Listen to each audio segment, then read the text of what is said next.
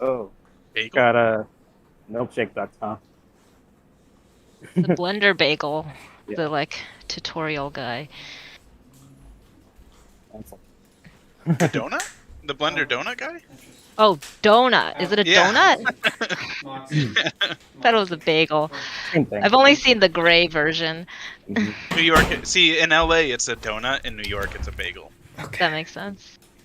Is it, are we live on things? Oh, Uh-oh. What's that? we lost you there for a second. Alex is gone I'm for here. a sec. Okay, it is live on Twitch. Yeah, I'm here. It is live on YouTube. Hmm. Can you all hear me? Yeah. Okay, you can hear me? You can see me? Mm-hmm. Yep. Mm-hmm.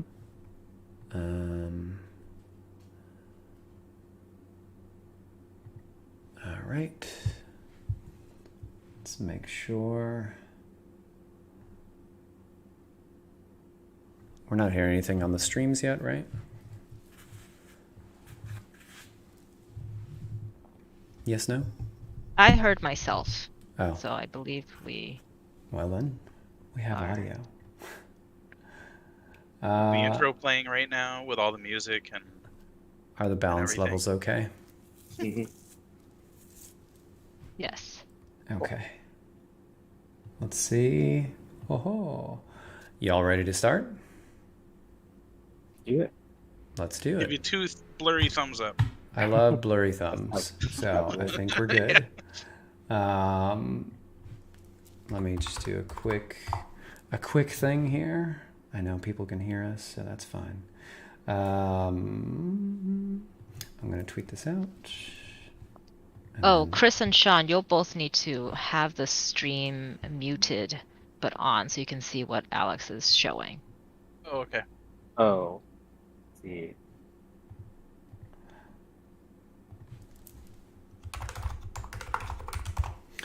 Okay.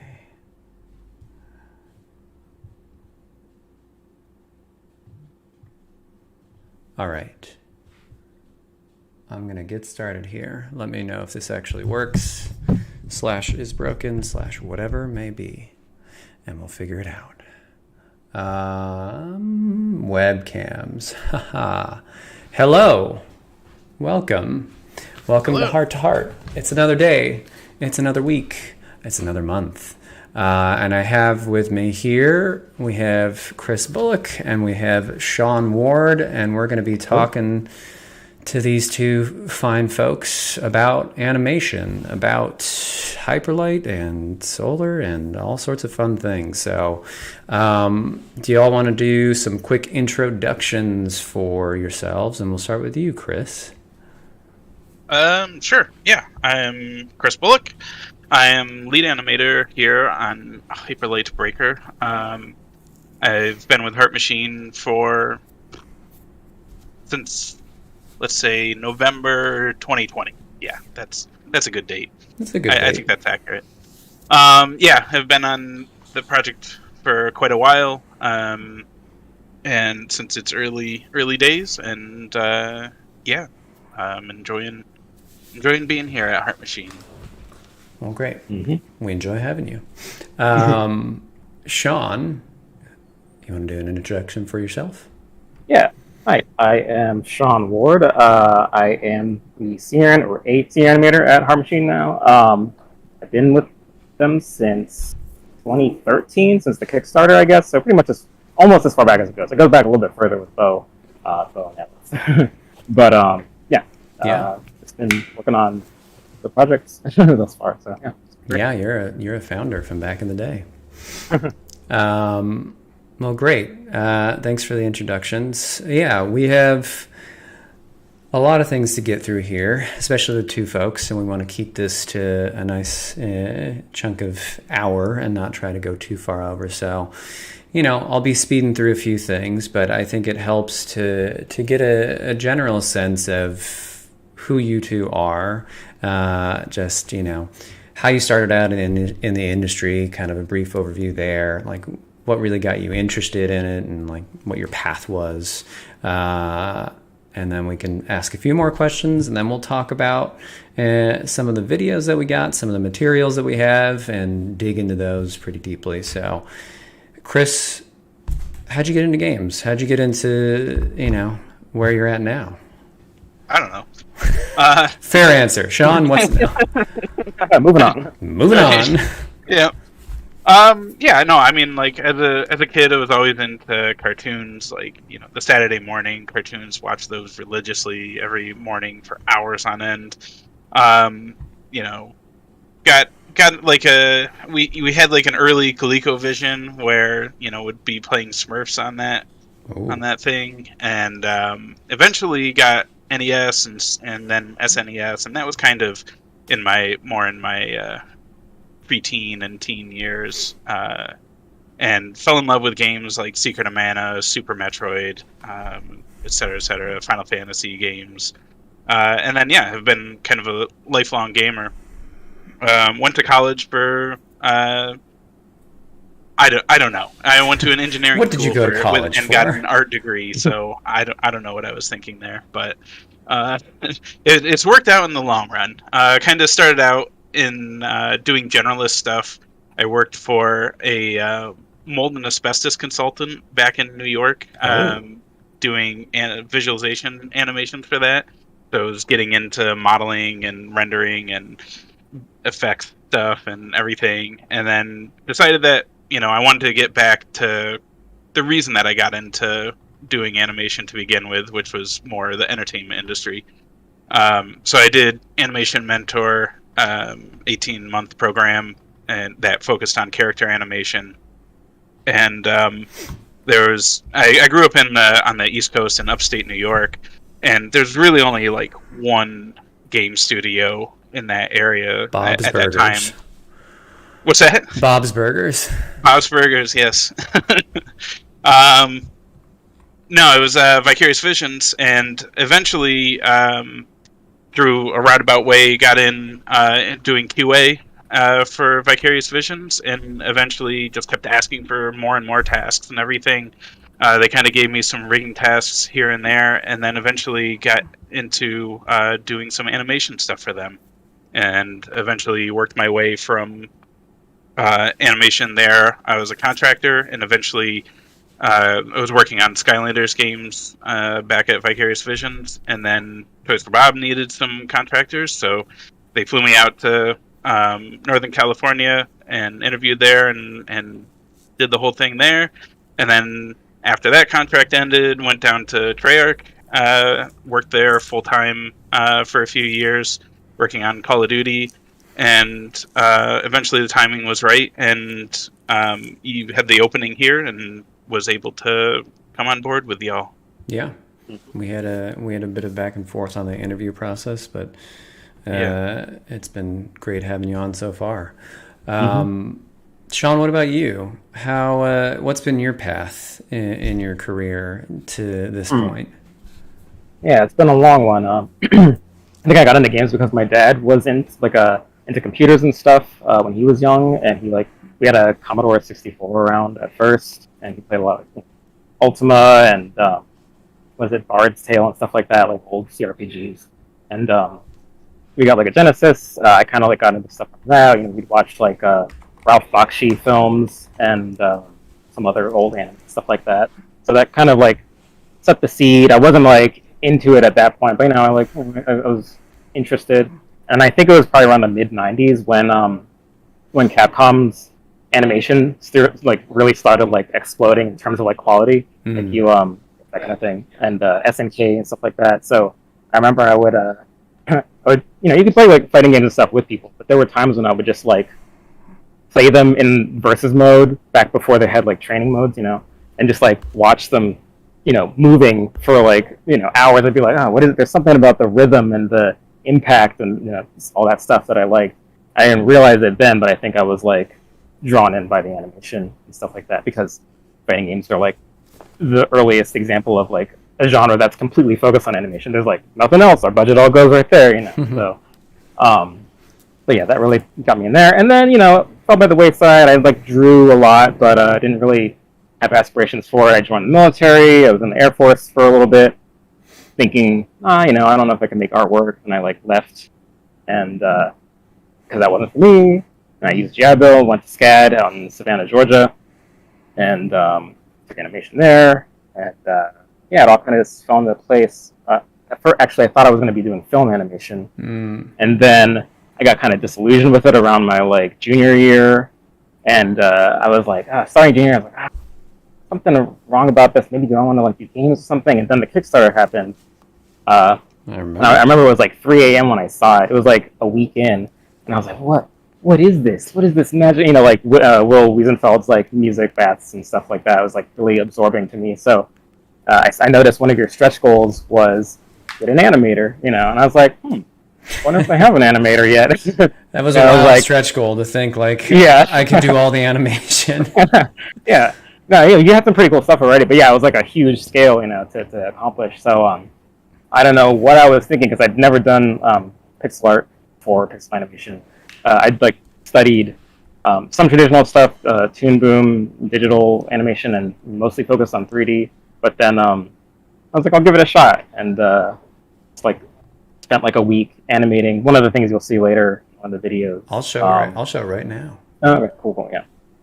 And I think it was like a few days, like a few days of like studying the program, a few days of like trying this out and figuring out how to do it, and sent that over to Alex, and he was like, "Cool."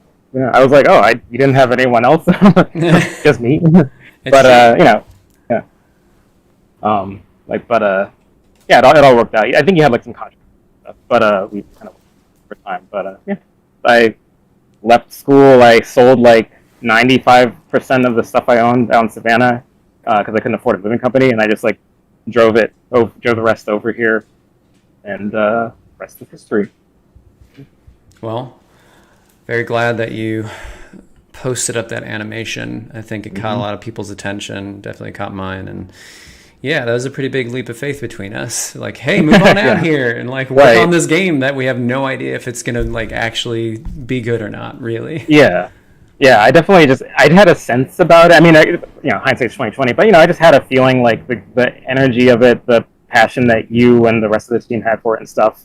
It was just very convincing. So yeah. Did it. And same to you, it's like clearly you had talent, and when we talked on the phone those few times, it was like clear that you were a pretty level-headed and mellow person overall and had a good vibe. So I was like, you know what, let's try this out. Why not? We're young and dumb and can do all sorts of stuff here and just take huge leaps of faith. So it worked out. And now you're continuing to work with us on a bunch of stuff. So we have the animation up here, that original kind of blast sequence that you had done of the drifter like stabbing into the ground and all that. You said this took you a couple of weeks, right, to like dig in? It was a few days of studying the program, ProMotion, which is like an old pixel art program, and then like it took like a few solid days, I think, of beating my head against it, and like how does the frame like timeline worked weird and stuff like that. But it came together. So gotcha. Yeah.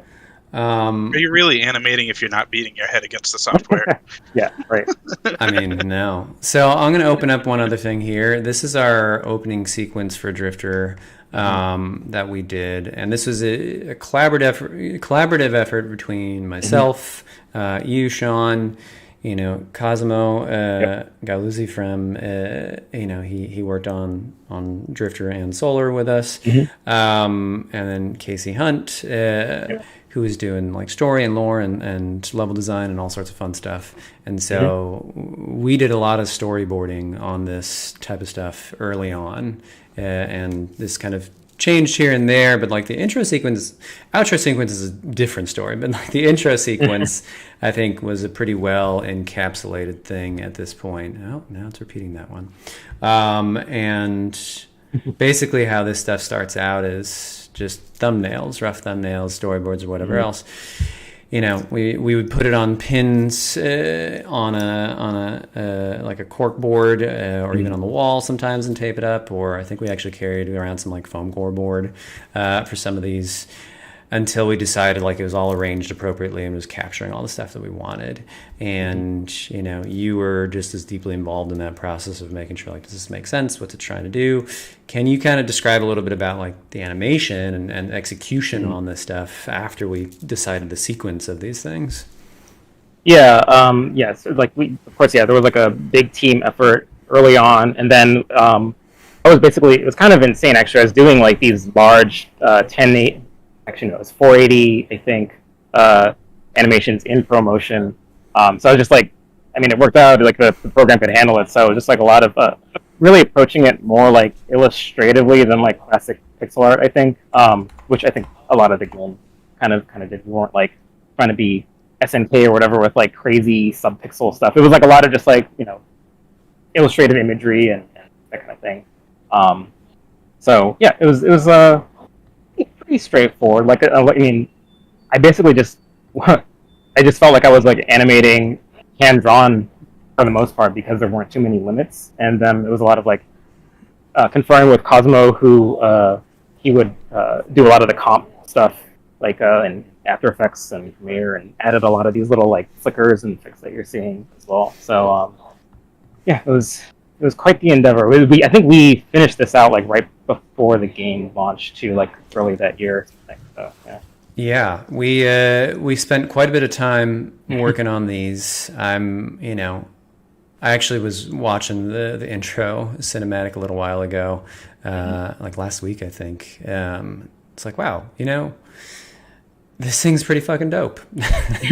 we did a lot of wild work on this, and for your part in particular, it's like, I mean, clearly you're a very talented animator, 2D, 3D, or otherwise, and like it really came together. And I know that doing this stuff in pixel art is a very different thing than doing it in just a like more standard resolution, flowing lines or whatever else. Like, as somebody who also did animation on this and was initially thinking like very naively, like, I can do all the animation, no problem.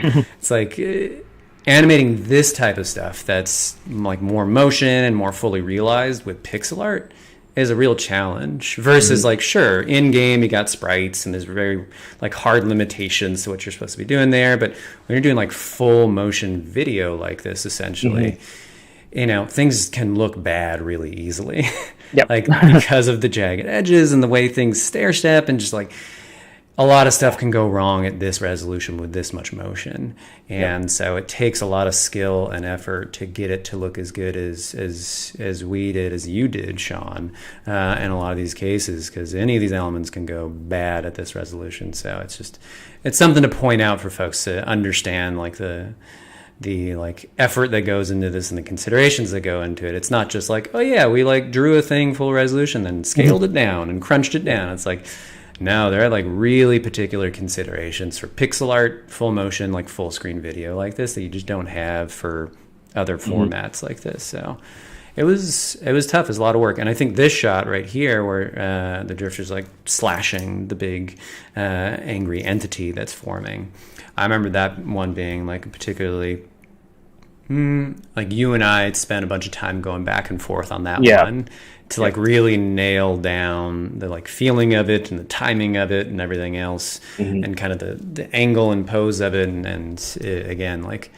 pixels get in the way at times, and it can look real messy. But I think you did a lot of excellent work to get it into a spot where it looks legible, it looks clean, it looks creepy, but there's still a lot of detail here, and especially with a silhouette like that, like that's tough to do. So just wanted to point that out. Let's move on from drifter stuff for a moment. We got to blaze through some things here, and I won't leave Chris out in the dark here. But so we started working on solar. Hearing all this. We'll get to you, Chris. We want to go through our history here. So we started working on Solar Ash. I started working on Solar Ash on my off hours, meaning like after I had put in 8-10 hours or whatever on drifter stuff at the end of 2015. Like the last 8 months, 6 months of that project. Got to reloop this. I was putting together concepts and doing world building and kind of doing the pitch, basically, like, what is this game? What's it going to be?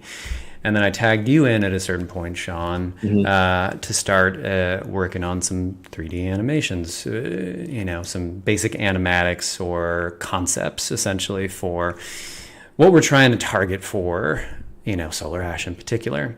And so there are elements in here that made their way through largely. And if you go back in time and look at our original pitch for Solar Ash, like, we actually hit a lot of the marks, like pretty much all the marks that we wanted to, barring the like gun that she uses in this.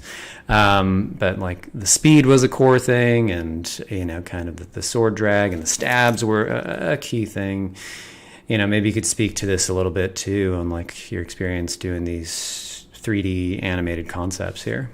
Yeah, it was a really interesting time because after Drifter ended, some people like parted ways, and it was like, oh, where's the company going to go? And you were like, oh well, it's going to be 3D. You had some, talking to me like, you're like, oh, Sean, you have some history with 3D, and I was like, well, I haven't touched it since school, but I guess I'll, give it a shot, and had to get a little outside help on like how to do some things, like this line that you have, have her moving on is like crazy speed and stuff like that, and how to do certain things. But yeah, we just went for it. I used like an auto rigger after you got a contractor, I think, to make the early model, and just kind of slapped it together and did some, tried to do some evocative things, and I guess it worked out for the most part. It did. It really worked out. I mean, hey, we got the pitch going, and we got a publisher and all that, and then you continue to do more 2D concepts for Solar throughout. I'm showing these animatics. Animatics are really just like, think of them as motion concepts, whether 3D or 2D. And Sean, you're particularly great at like emphasizing motion in a few keyframes. It's like very anime style mentality, Japanese animation industry. It's like the exaggeration, the keyframes is what really sells this. And like, these are very low frame rate ideas ultimately, but it captures a lot of the feel that we wanted to get for it. And so you have things in here like the dashing, she's like made of goo and whatever else, and the kind of effects we want, and her kind of lasso zip line that we were using for hitching a ride onto larger creatures, and even some of what ended up, being like the core destruction for weak points on the bosses and all that stuff too. So maybe you can speak a little bit to your process here on developing these type of like animatics in 2D. Yeah, for sure. Like, I think the cool thing about having the background in 2D as well was, being able to kind of gauge when one approach would be more useful than the other. Like, it was helpful to be able to like block something out in 3D, and then doing effects at the time was out of the question because I had no knowledge of it, and we didn't have anybody. So I was just like, oh, I'll just like kind of try to communicate as much as I can with as little.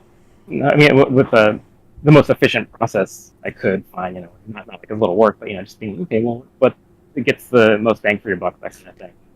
And a lot of the time, when we're trying to search out mechanics and ideas and things early on, which was a pretty important phase because we went through quite a bit. If anybody's seen any other. I think the common phrase we were using between you and I, and even other, like when Max was on the project too, who was our gameplay programmer / only programmer for a while on that project in the early days, it was like, anime as fuck was the idea, like let's get it as exaggerated as possible and as like bombastic as possible, because we really want to like feel these things. We really want to like push the impact of it. And I think these types of animatics really successfully emphasize those elements, because like you only got a few moments in gameplay to express an idea, and especially at the speed that this game was, like it took a lot of time and effort and otherwise. So let's go to another one here.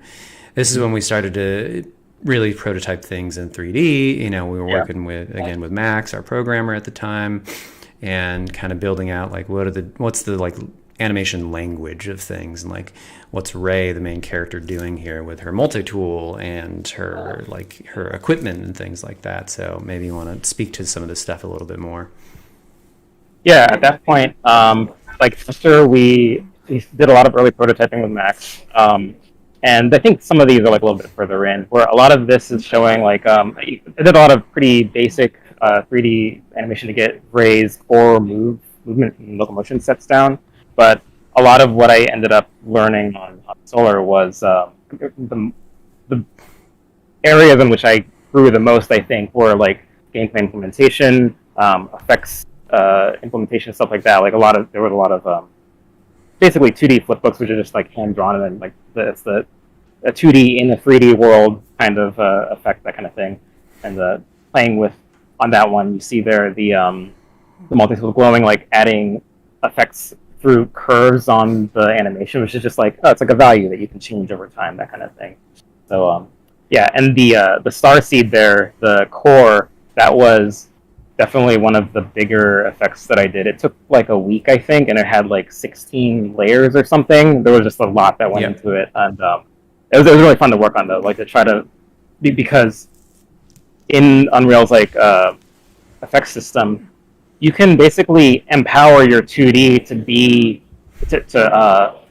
more than it is by default. Like you can randomize things, you can flip them, you can do all sorts of like cool things that make it less rote and repetitive and stuff like that. So that was a lot of the fun part for me. Yeah, and I think when you did this effect, like this is what ended up in the game. I don't even think you touched it after that. Like you did it that one session or series of sessions, and like we just kind of kept it because it looked great and it conveyed all the things that we needed it to convey. So it was pretty wild, and I think we learned a lot on Solar, and now we'll kind of transition into Breaker. We learned a ton of stuff on Solar about 2D, 3D, otherwise, because we were doing that blend of things. Again, like this effect here is like all 2D layered stuff essentially, and so it didn't matter like what angle you're at, and because it's a flat color essentially, you could get a lot of mileage out of it, and get that like hyper stylized, like really careful, nuanced look that Sean, you executed on, that hand drawn feel and look, and that's something that we are still trying to push on and convey with Breaker now. Is like this very hand drawn feel to our VFX that even if they're fully 3D, we want to capture some element of that more illustrated look. And so I remember back in the day, so you and I had, I had talked to you about, an animatic for a combat sequence for potentially another, hyperlight game. And this was years and years ago. This is like really a long time ago. You'd done an animatic somewhere in there for hyperlight, and we transformed it into what folks saw for our first trailer for our reveal trailer for Breaker itself. But originally it started out as kind of this experiment of like, how can we convey and emphasize more of the motion here if we're to do something more in 3D. So maybe you could speak a little bit to that original animatic that you did and kind of the version of it, and someday we'll post up, I think. Maybe with this post we'll post up the original animatic that was done, like the really way back when, to get a sense of that. But maybe you could speak a little bit to this process and what you and I worked on originally, what you did on it, and how it transformed over time. Yeah, it was actually funny. I was looking for this one. I found an even older one that I'll have to share too. But and you even have some drawings in there, I think, one of the versions of it, that kind of thing. We were, I'd laid out some thumbs and stuff, and then we'd gone back and forth. I'm like, what are we going to do for this? Blurry thumbs? Sure. What? Just laying out your thumbs. Blurry thumbs. Yeah. Blurry thumbs. Sorry, go ahead, Sean. Basically, I think I was still at SCAD, and it was kind of like we were thinking of trying to do some kind of evocative, just interesting. We were just like playing around. We had time to mess around with it, and so like I put something together that was this sort of sequence that I was like, I just had it in my head where I had like certain beats and moments that I was like, oh, that'd be kind of cool to do. And it kind of sat dormant for a while, and then at the end of Solar, we wanted to do another animatic for Breaker, and we were like, oh well, why don't we just use that? Actually, I think it was your suggestion to use it, and so I kind of like the sort of cleaner line art version one that you'll see. There's a painting one that was like a really harsh line art. That's the vector art one that I did, and that was basically like a pretty intensive week and a half ish thing, like project where I think Troop worked with me on that as well to get some audio in there. But yeah, you can kind of see that it evolved from like something where the drifter was in it to a mysterious other person, and then the like amazing Studio Grackle version that you can. It's kind of neat that you can see some of the changes that they made too in terms of like camera angle and that you and they conferred on and stuff to like emphasize certain moments and stuff like that. And so yeah. Yeah, I mean, it's a fantastic animatic that you put together originally, and folks can see the comparison of like what was there originally, and then the revision with this one where we had kind of a version of a different drifter / breaker at the time who was not quite PB yet, but had some idea in mind for that frame there. And then, you can see how, Studio Grackle ended up taking that to a whole nother level and really evolving things and bringing it together. And it's quite a bit of work and process over the course of like 5 years, basically. Like, not 5 years of full labor, but, different points in time. It's really interesting to see. And the blending of this is like, they were like really doodly thumbnails, that I had done, that you had done, and then you doing like further animatic of it that was more cleaned up, and then seeing the end result of what Grackle did. It's like it's a pretty rad progression from those like very early days of only we can really make out what that frame is. Like, I know what that frame is. You know what that frame is. Like, nobody else would really know what that frame is. But it was great. So now we're talking about Breaker. Let's talk a little bit about some of the animations that are actually an animation process in Engine that we are doing, and we'll start out here with kind of our PC solver stuff. Maybe Chris, you could talk about what the heck a solver is. Yeah.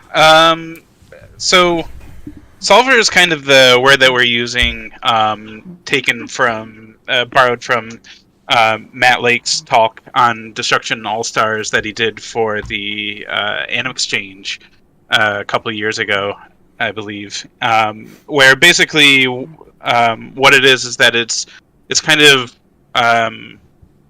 deforming the model at runtime, deforming the skeleton that kind of goes within the model. That is what we use to animate the character.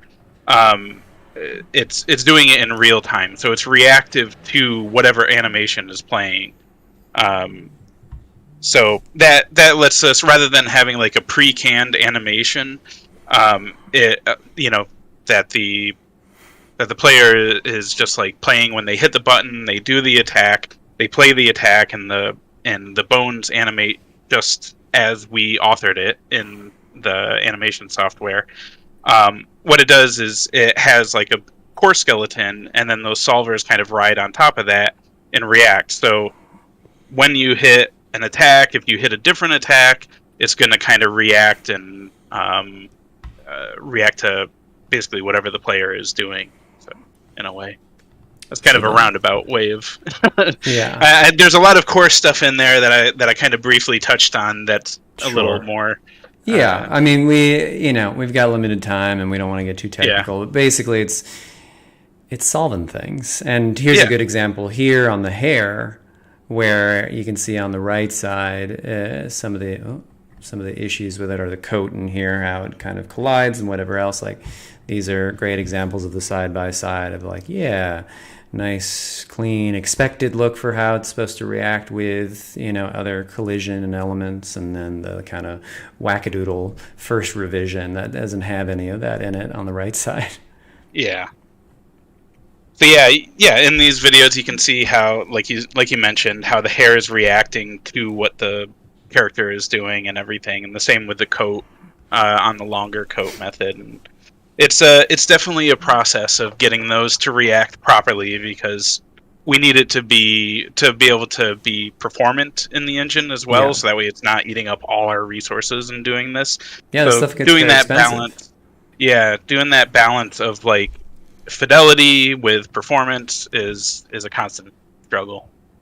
We've also got our first boss, Dro, her cape here, and maybe you can describe like what's happening here with the video. Yeah.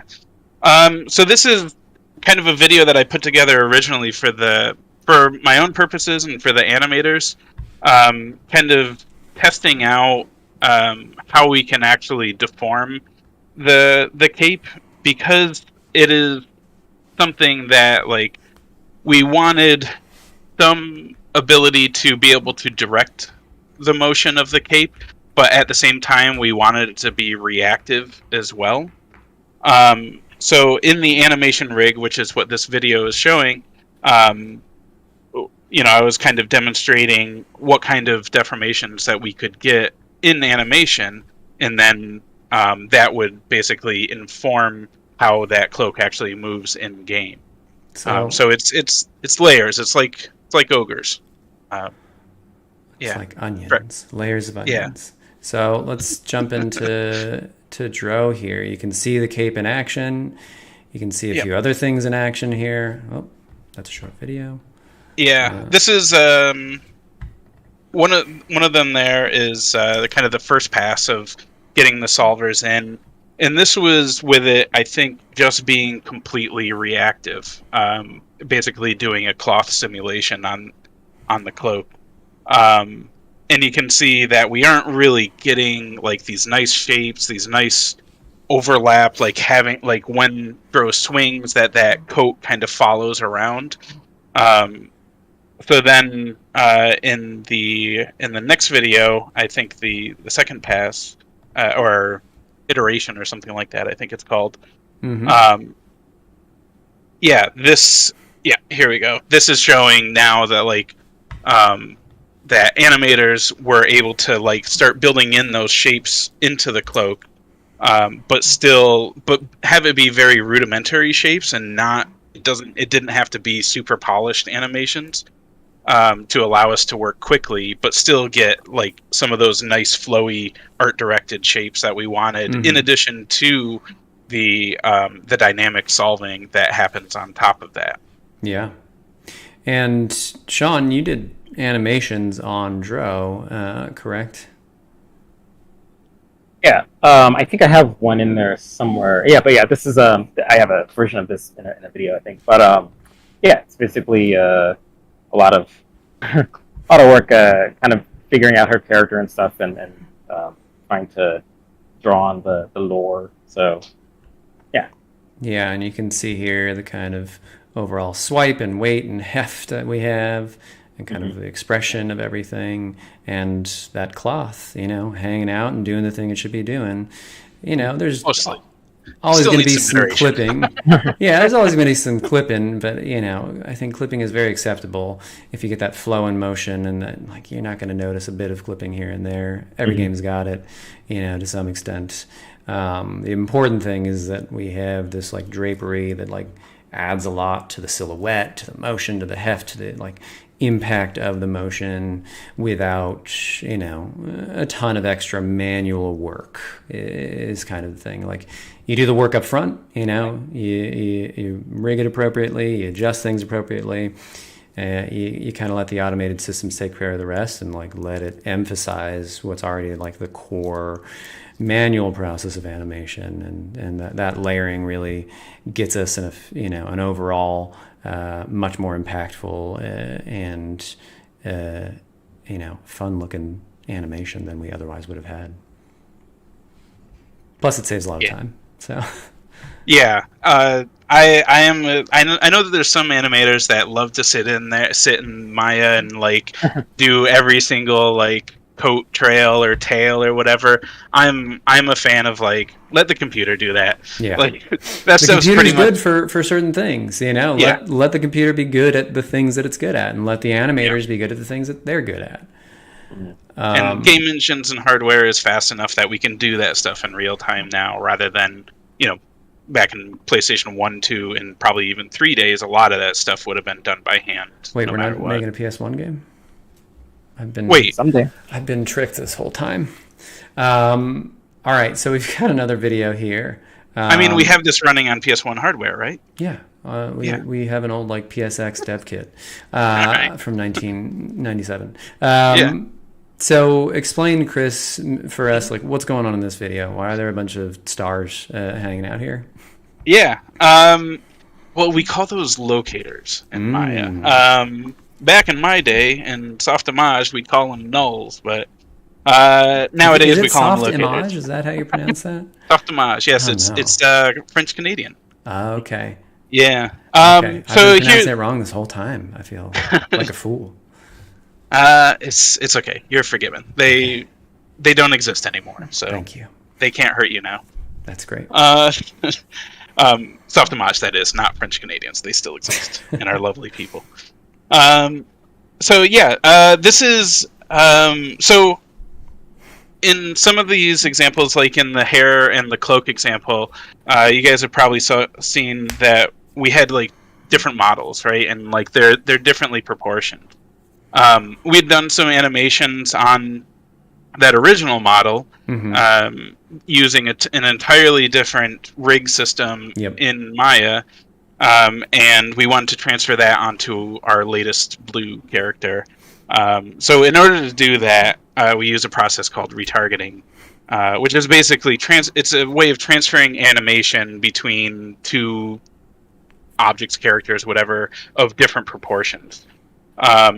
So basically, I have one set of these locators, these stars, that are constrained to the controls on the source rig, and then I have another set that is offset in some way, that is then constrained. In other words, that it's inheriting the motion of the source locator, that is offset in some way, and then the target rig is then constrained to that locator. And basically, that's kind of the simple brute force method of retargeting animations from one character to another that have different proportions. Yeah. There's a whole bunch of setup that goes into like how do we know what that offset is and everything that happens before we get to this point. But yeah, this is the general gist of it. Is that it's just, I mean, it's all just transforms in space. So speaking of rigs, yeah. let's talk about what a rig is for a minute. I'll let you jump in, you know, and go in a little more detail. But at the high level, again, as a person that doesn't deal directly with rigs and have any understanding that I have, like for like the layman's version of it is like you're basically creating ways to move these characters.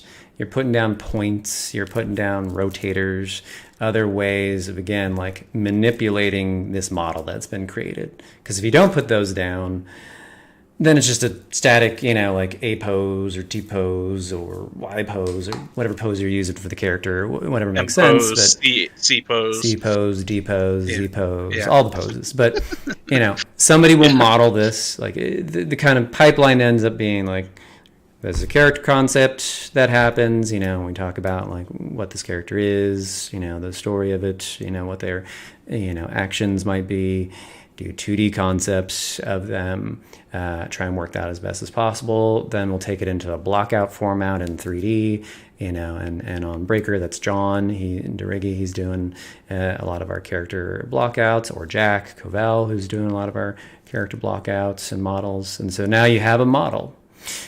And once you got a model, you got to rig it in order to then animate it. So maybe you could speak a little more to the rigging and animation process on this front, Chris. Yeah. The models, as many people nowadays know about, like polygon count and vertices and everything, they're made up of a whole bunch of points that are all connected with triangles with these polygons. You know, it's going to be a modern character model is going to be in the tens of thousands to hundreds of thousands. I think some PS5 games are maybe even in the millions for like cinematics. So we need some.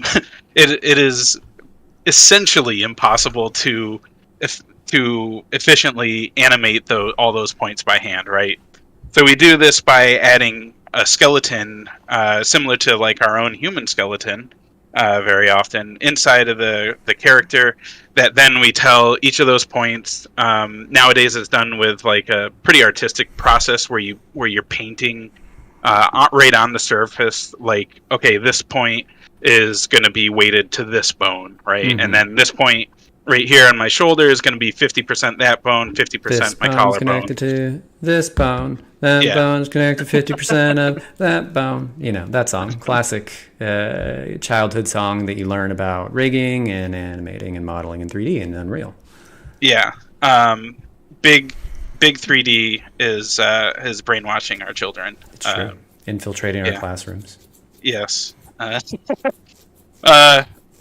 So yeah, so then we have the skeleton that that we have in there, and again, that's moving all these points around in a much more efficient. Like, even if, like, I think some of our characters on the high end were like a couple hundred bones in it, even that is obviously orders of magnitude easier to animate than tens of thousands or millions of points. Mm-hmm. I think like the old Crash game, the old Crash Bandicoot games, I think they might have used some vertex animation exclusively, which back when you're dealing with hundreds of points, it's a little easier. But a little easier. Yeah. But we're very complicated these days in games for 3D because, you know, the hardware's caught up in a lot of ways, you know, and techniques have caught up in a lot of ways, like the software and kind of the pipeline of it. Like, that's the whole thing about games development is, you know, you look at things 10 years ago, you look at things 15 years ago, it's like it wasn't nearly as easy to do some of the stuff that we can do now. You know, a lot of it can be automated, a lot of it can just be, or just like has a better process where it's not as manual as it was before. And so there are things like auto riggers where it's like you take a model and it can auto rig for you. They aren't perfect, but they're good as a starting point. And in fact, we used a fair amount of auto rigging, you know, I think even on Solar and now on Breaker as kind of a starting point, and then we go in and further manipulate that stuff. Yeah. So again, those types of tools not available to smaller devs or at all. You know, way back in the day, 15, 20 years ago, it was a lot of manual creation of these types of things, if at all, or just manual intervention. I'm like, guess I just gotta, you know, rig everything on this model for every single one of our models manually at every point and redo it over and over. And now we've got a lot of value in evolution here. So we're hitting time sooner than later, so I'm gonna speed this up a bit. Yep. And we'll talk about this is a very chunky video, low res, but the important thing is the animation itself. So, I mean, maybe Sean, you can speak to kind of this is like one of our base weapons that you'll start out with. Again, we're roguelike here, so we're going to have a whole wide variety of weapons. I got to stop that. And so we really focus down on our like main sword, basically. Maybe you could talk about process here and kind of like the animation style and like what's different here between, you know, 2D and even Solar and the process here now in Breaker. Yeah, sure. It's definitely the spirit is a little similar. You know, somewhat. There's a sort of punchiness that we tried to like maintain in 3D, and you know you don't want to. There's like a spectrum of, you know, you could call it like stylized and, you know, like it's somewhat ignoring the facets of 3D or like more realistic or whatever, so like more you know, smoother motions and more readability and like, I don't know, like Rockstar type, you know, Rockstar game system and that kind of thing. And so we're kind of trying to be more on the stylized, quick, and to elicit the old machine sort of style. Yeah. And a lot of it is like the main thing that I think occurs to me like with 3D is that I bring from 2D is mostly a focus on pose, mostly thinking of gesture, line of action, things like that. Stuff that you would be focused on even like as an illustrator or something like that, characters. So a lot of like powerful poses and focusing on the silhouette and in particular from the view behind the character because it's generally where you can be seen. But you have to also consider it in 360. So yeah, it's still a work in progress, you know, where things are subject to change, but you know, trying to get that energy really on. Yeah, and then here we have Dro, So, Dro is our first boss that we've really focused on. We've talked about Dro in the past. Oh, come on. Repeat. Dro's the first boss that we really focused on. We want to work with her to figure out the process and figure out what's going to work and figure out scale and all these different things. And here we're showcasing like one of her key animations for an attack. So again, maybe you can both of you could speak to kind of the process here on like just an animation like this and what it takes to get a character from that like rigging standpoint to something impactful like this. Yeah, by default, the poses are much more neutral. So one of the first big steps, and I think probably one of the steps that takes the most time, is finding an early basic idle pose, even if they don't stand that idle all the time. Something that communicates the character and say she's a little bit less energetic and brutal, I think, than some other characters might be. So there's a sort of lethargy to her movements. Mm-hmm. And yeah, there was a long back and forth between multiple people on the animation team, like getting lots of feedback and do I like pull the shoulder down or whatever. And you can see here the cloth. I think I only have like a few basic poses on it just to get it out of the way, and then this is work the rest of the way. Yeah.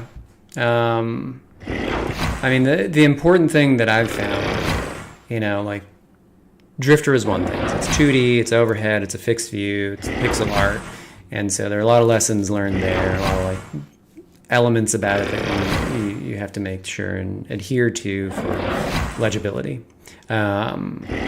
Solar Ash, we didn't really have enemies like this. We had gooey, strange, monstrous void creatures there, and then big giant bosses. So, like level scale bosses. And this is more in line with more traditional games, Drifter and like the kind of boss scale that we had there. And so we had a lot of lessons we learned here, just like, how we're telegraphing things, like how much of a wind-up enemies need to have to really show you, like, I'm gonna hit you, get ready, so it doesn't feel unfair.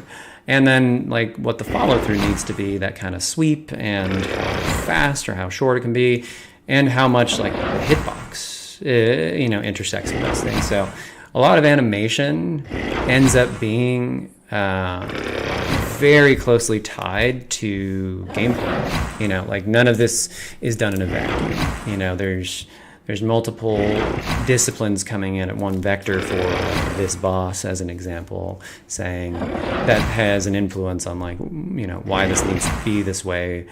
Because, hey, we need to play this video game also. It might look good, in Maya or whatever else, or even an engine like this, but like as soon as you get into gameplay, it's like, well, the camera's different. You have multiple other things going on. You have a HUD, you have UI elements, you have other enemies, you have VFX potentially happening, you have multiple players, you have a whole background and all these different things, and so in context, this becomes, a lot more back and forth. Whereas in isolation, it's like, cool, this looks good. And so the process that I think, like, Chris, you can speak to this a little bit better, but, part of the process ends up being like, let's quickly get this stuff out in like blockout format so we can get it into engine as with like expedited into engine, because that's where we'll really find things out. Yeah, like you touched on, getting things done, getting this into engine as soon as possible has kind of been our priority number one lately. Being able to see it and play it is key. I really look at like AI. I use AI as like mobs or enemies and bosses. Like I really look at them almost like kind of like how a sound designer might look at a sound, right? Like you have kind of the attack, like at least in sections, right? You have like the attack, the sustain, and then the decay on the sound design.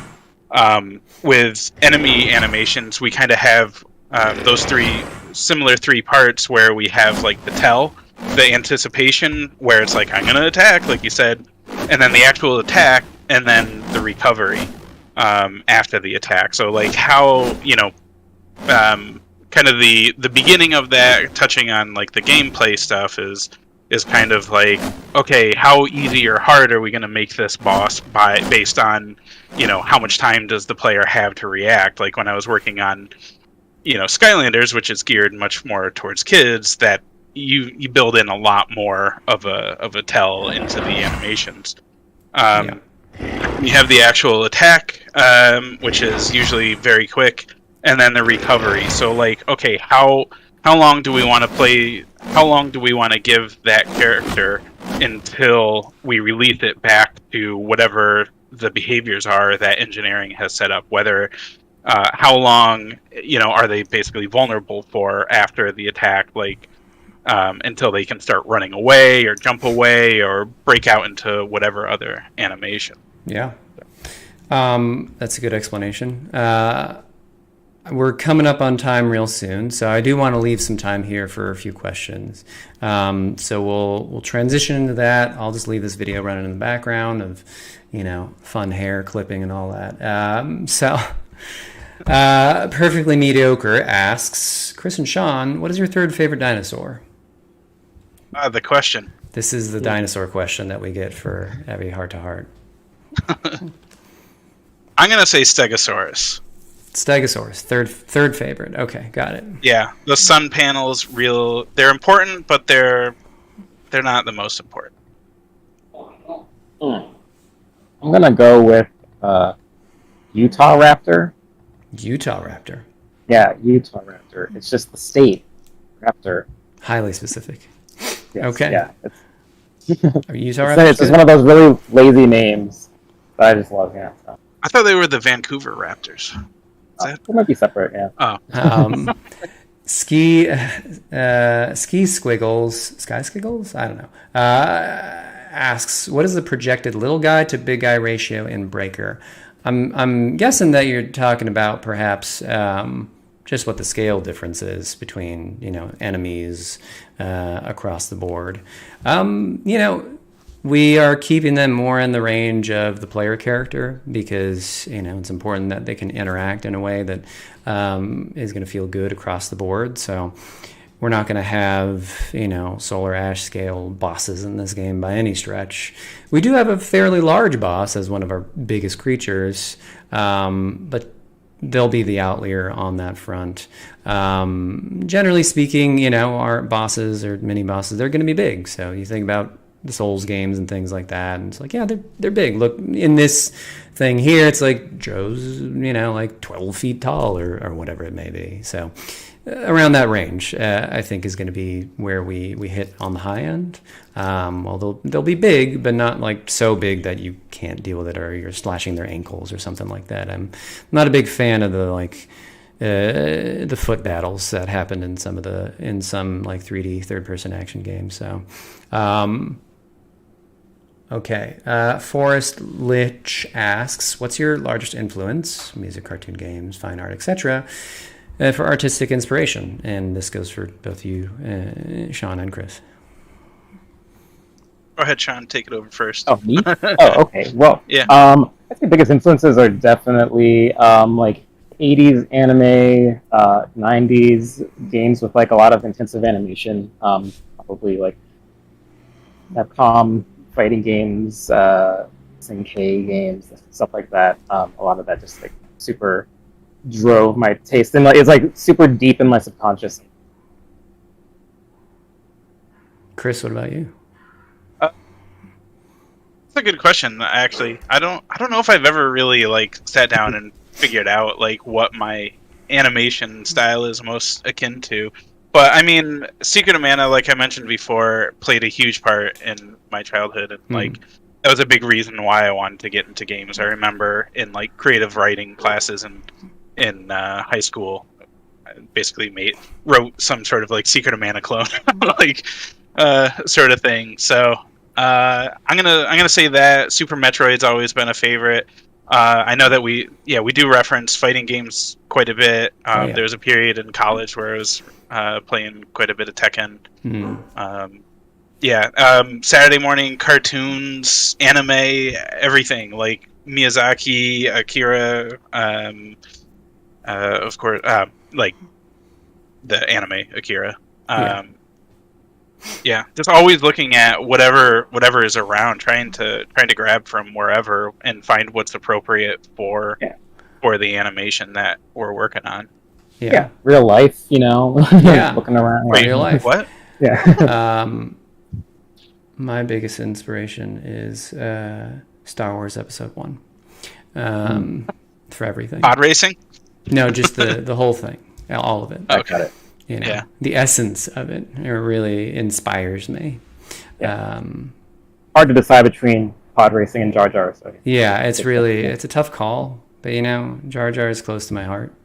He'll always capture me. I can never give up on Jar Jar.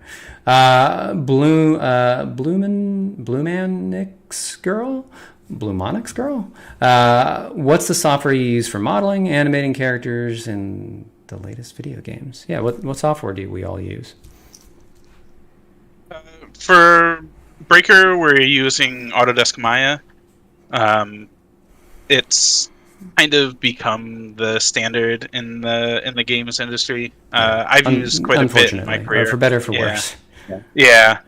I mean, I think it's possible to build a pipeline out of something like Blender that's free, but with the tools that were available to us, we decided on Maya for this project. Yeah, we had already kind of built up a lot of tools within Maya for Solar.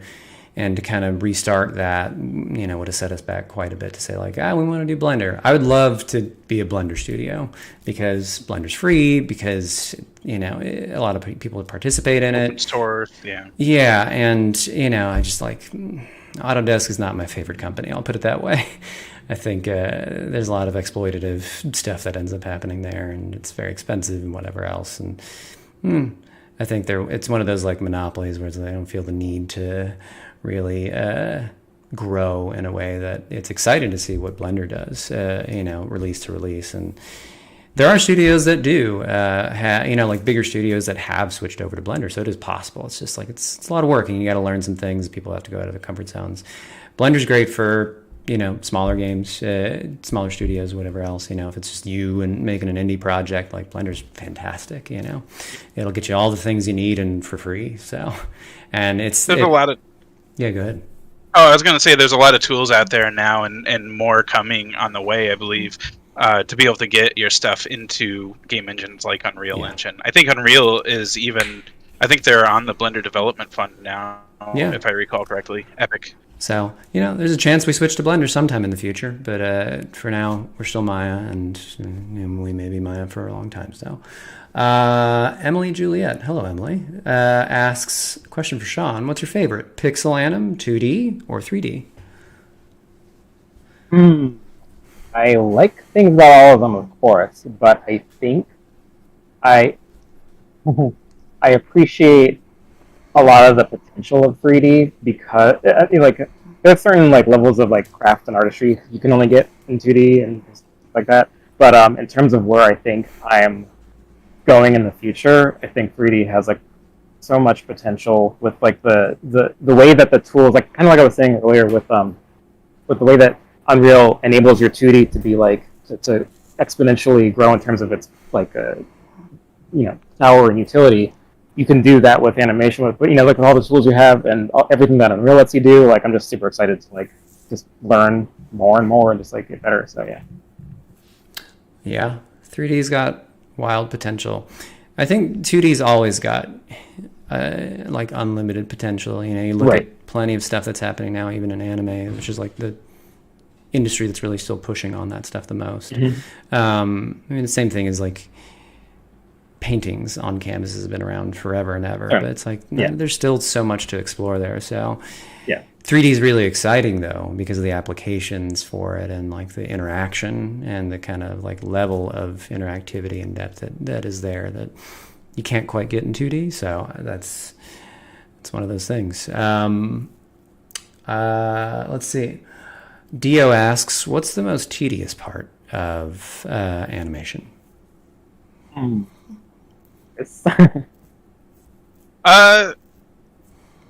The most tedious part, I mean, on the technical animation side, on the rigging and side for me, like I'm not a fan of skinning. Like I was mentioning before, like associating the different points to the different bones. I find that a little bit tedious. There's tools out there to make that easier, but it's not my favorite part. Other than that, I mean, honestly, everything I really do enjoy. Like, I know some people don't like walk cycles or locomotion cycles. I enjoy those. Those have been, I mean, it's a big part of game animators' careers is doing locomotion cycles. So yeah, I enjoy those. I guess, like I said before, any overlappy things that I can't just push off to the computer, those are the things that I don't enjoy very much either.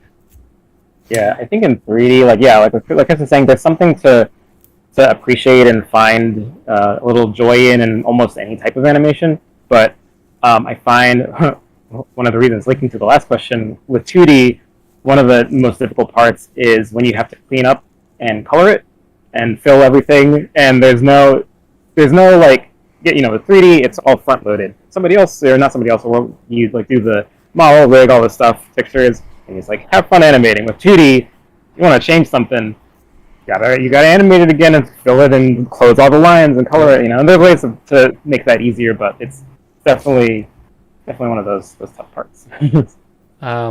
We got a couple of minutes left here, and I want to winnow it down. I know there's a bunch of questions, but I do want to pick only a couple more here. So here's an interesting one from Polecat3. How do you decide when an animation is done?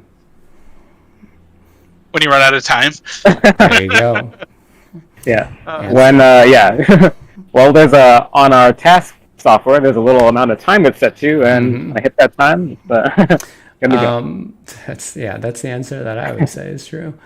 I mean, that's why we try to work as iteratively as possible.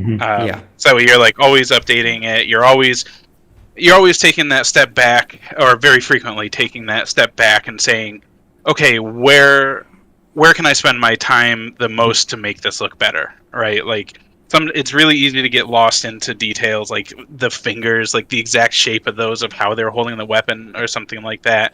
But in the end, like, I mean, I think you had mentioned, Sean, on one, you were like, oh, I just stuck the wrist close to it and like didn't even do anything with the fingers. Yeah. And like the animation's so quick that it doesn't read. Like, it needs to go, like, we'll see it if we slow it down, play it at like 0.1 speed or something like that. Yeah. But yeah, it's a team effort. Sometimes you have to get somebody else's eyes on it, and you're like, am I going crazy? Is anyone going to see this? And Chris or Alex will be like, that's good. So yeah. That's part of it too, is like, it's any art form is like, it's done when you decide that it's done, and that decision often has to be based around like real-time constraints or resource constraints more than anything else, because you can work and noodle on something until the end of time, really, and never be satisfied, basically. So a couple more here before we end this. Miguel, does the timing of the animation of the attacks come from programming of the frame data, or is it the other way around? It comes from a combination, I think, of design and animation. Like, part of our process was getting like kind of like rough time estimates, frame data from designers, and then we would try to stick pretty close to that if we could. But sometimes an animation is just like, we need more time on this in this section, or hey, let's cut out some frames here because it's feeling a little sloppy, a little slow. Yeah. Or we want it to feel snappier or something like that. Sorry. Yeah, and that's another iterative process where like we'll go back and forth with design. That's why you like keep it rough, and then you kind of there. Two final questions here. How do you make sure an animation is legible when you can view it from more angles in 3D space? And that's from Cretaceous Crab Revolution. Mm-hmm. Yeah, I think a lot of the time I'm disabling lights or adding something that can let me see the silhouette of the character from all angles. And then I'll I usually I'll have like 4 different views that I can just like constantly be aware of. And you prioritize one, but you want to generally kind of keep it pretty legible. Yeah. All right. Yeah, kind of. Go ahead, Chris. I was just gonna say, like, kind of like what Sean was mentioning. in Maya and the animation software, you can disable all lights, which basically gives you a usually black silhouette of the character against whatever your background color is set to in the software. So that's a really good way of reading like how well the silhouette is reading, and then just tumbling around, viewing it from all angles, making sure that you don't get caught up in like just looking at it from the side, that you're looking at it from the back, from the front, from whatever. Like if for some games like MOBAs, there is a fixed camera view that they use, so I think a lot of times. Our newest animator, Anna, could probably speak more to this, but very often there's a camera in the scene that they actually view their animation from as well to make sure that it reads as well as it can. Yeah, that's a good point. I mean, it's just a lot of iteration, a lot of different camera views, a lot of just adjustments, micro adjustments, major adjustments. Last question here is, will your health float around with you? And the answer is yes. Your little health bar will float around with your little companion. You can see the goofy little pill that we've used as our temporary for a while, and the very temporary UI. You see a lot of temporary UI in these clips, but hey, that's what this type of sharing development is like you get to see all the unpretty stuff, basically. You get to see like the goofy grids and developer lines and low res stuff and really temp stubbed in UI and all that fun stuff. So it'll look nicer eventually. That's what time is for. That's what our early access is for. That's what for the next bunch of months is for. All right, well, I'm gonna call it here. I think we've talked a lot about animation. We've talked a lot about the process here. I hope that this was interesting, informative, entertaining for folks that joined up and watched with us. I appreciate everybody's views on this. If you are interested in keeping following this stuff, like, of course, you can subscribe to various things, our Twitch or YouTube channels, if you aren't already, and so you'll know when these things are coming up. Paying attention to our social media. We blast this out on Twitter and otherwise. Chris and Sean, thanks for hanging out here, taking an hour out of your day to chat about these things and kind of go over history and share more about development process with anybody that wants to see more about it. So,